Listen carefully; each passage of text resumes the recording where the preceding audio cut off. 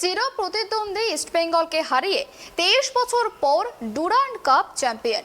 বৃহস্পতিবার বিকালে ক্লাব তাঁবুতে পতাকা উত্তোলন করে মরশুমের প্রথম ট্রফি জয়ের সেলিব্রেশন সারল মোহনবাগান। অনুষ্ঠানে উপস্থিত ছিলেন ক্লাব সচিব দেবাশিস দত্ত, ফুটবল সচিব স্বপন বন্দ্যোপাধ্যায় সহ অন্যান্য কর্তারা।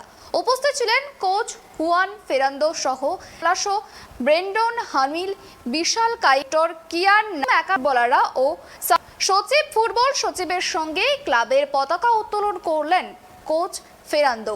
উপস্থিত সবুজ মেরুন সমর্থকদের সঙ্গে জয় মোহনবাগান স্লোগান দিতে শোনা গেল হামিল হেক্টরদেরও। কোচ ফেরান্দো ও মোহন সচিব দুজনেই জানালেন ডুরান্ড জয় দিয়ে সবে যাত্রা শুরু। তাদের লক্ষ্য এবার এএফসি কাপ এবং আইএসএল। শুধু ডুরান্ড নয়, এবছর মোহনবাগান হকি, ক্রিকেট, অ্যাথলেটিক্সেও চ্যাম্পিয়ন হয়েছে। তাই 2023 সালকে ক্লাবের ঐতিহাসিক বছর বলেই মনে করছেন সচিব দেবাশিস দত্ত।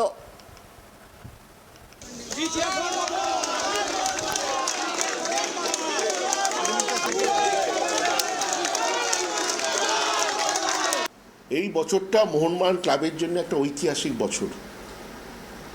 5 বার ফ্ল্যাগ উঠল।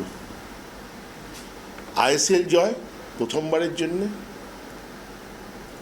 23 বছর পর ডুরান্ড জয়, ক্রিকেটে পিসেন ট্রফি জয়, হকিতে 22 বছর পর হকি লিগ চ্যাম্পিয়ন, 27 বছর পর স্টেট অ্যাথলেটিক্স চ্যাম্পিয়ন। মোহনবাগানের 4টে উইং আছে, football, cricket, hockey, athletics. Mohun Bagan ইতিহাস ঘেঁটে পাওয়া যাচ্ছে না। হরিপ্রসাদ চট্টোপাধ্যায় লিখেছেন যে এইরকম ঐতিহাসিক বছর মোহনবাগান ইতিহাসে খুঁজে পাওয়া যাচ্ছে না। যে 4টে উইং খেলে, কখনো ফুটবলের পুরো সাকসেস আছে, যখনও ক্রিকেটের সাকসেস আছে, বা ফুটবল ক্রিকেট আছে, হকি আছে, কিন্তু অ্যাথলেটিক্স নেই। অ্যাকচুয়ালি অ্যাথলেটিক্সটাও আমাদের আগে যেটা ছিল ওই একটা স্পোর্টসের মধ্যে আবদ্ধ ছিল। এই যে টিম তৈরি করে স্টেট চ্যাম্পিয়ন হওয়াটাও আমাদের দৃষ্টিভঙ্গিটা এবার গত 2 বছর ধরে আমরা পাল্টেছি, এবং গত বছর আমরা রানার্স হয়েছিলাম, এবছর চ্যাম্পিয়ন হয়েছি।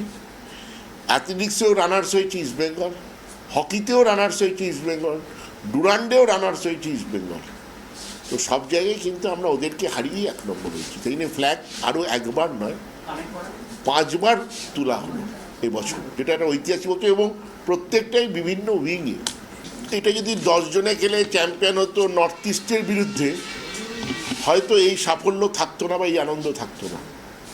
কিন্তু আমার মনে হয় কোথাও না কোথাও এই যে গত ডার্বিটা আমরা হেরে যাই, মানুষ এবং আমরা, আমাদের সমর্থকরা, আমরা প্লেয়াররা সবাই এত অপমানিত হই, তার থেকেই আমরা এই যে জয়টা আমরা পেলাম, সেই জয়টার মধ্যে আমাদের সেই কোথাও না কোথাও সেই আনন্দের ছবিটা আমাদের বেরিয়ে এলো। তবে এখানটা থামা নয়। আমি বললাম ওপেনলি, আপনারাও শুনেছেন, আমি কোচকে, টিমকে বললাম this should be hour beginning. তো আমাদের সিজন শুরু হলো ডুরান্ড দিয়ে। একটা কথা আছে না, বৌনি হয়, তো আমাদের বৌনিটা ভালোই হলো। এরপরে এএফসি চলছে, এএফসিতেও আমরা জিতে গ্রুপ লিগে উঠেছি। এএফসির খেলা আছে শীঘ্রই 19 তারিখে। আইএসএল আজকে ডিক্লেয়ার হয়েছে, প্রথম খেলা 23 তারিখে। তো মোহনবাগান কিন্তু আপনি যদি দেখেন এই সিজনে সবচেয়ে বেশি ফুটবল খেলছে, কিন্তু ভারতবর্ষের অন্য কোনো টিম এতগুলো ফুটবল খেলছে না, ইনক্লুডিং কলকাতা লিগ চলছে।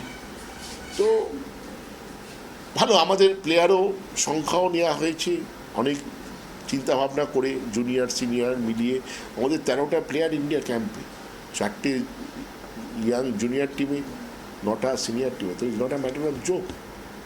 এবং ইন্ডিয়া খেলার মতো প্লেয়ার এখানে দাঁড়িয়ে বসে আছে, বিশাল কায়েদ, ইস্টার্ন কোলাসো, দে আর অল ইন্ডিয়া খেলার মতো প্লেয়ার।